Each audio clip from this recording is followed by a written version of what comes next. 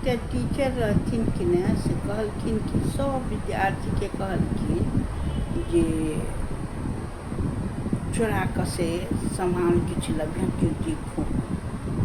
केओ देखो नहीं। तो कहलखिन कि सब अपन चोरा चोरा कऽ लऽ गेल, चोरा चोरा कऽ लऽ गेल। आ ओ नचिकेता जे रहथिन कि ने से हुनका जे रहथिन कि ने से कहलखिन सब तो हमरा देखत नहीं, लेकिन हमर दिल में जे भगवान है, दिल में भगवान दिले में रहै छथिन, तो ओ तो हमरा देखत, तो नहीं लग। सब ओकरा बच्चा सब चिढ़ोबै, तू नहीं लग एलिही, नहीं लग एलिही, नहीं लग एलिही। आब टीचर जे रहे से परीक्षा लऽ रहल रहे जे ओकरा हम सब पढ़बै छी, ओकरा भीतर ज्ञान भेलै कि नहीं, अमल केलक कि नहीं, एहि लऽ परीक्षा लेलखिन।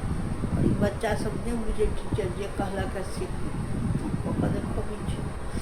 तखन सब गेलै, सबके पुछलखिन केना कऽ चोरा कऽ लेलक, केना कऽ सब अपन बतेलक कहानी। इनका जहन बारी अयलै तऽ कहलखिन कि जे दाइ हमरा जे छै से हम लोक नहीं दिखता, लेकिन हमर तो आत्मा में भगवान से जरूर दिखता कि नहीं, तैं हम हुनका पर खूब खुश प्रसन्न टीचर भेल छै, नचिकेता के छै। और कहानी छोटकी सब हम लोग आयब जय मिथिला जय मैथिली।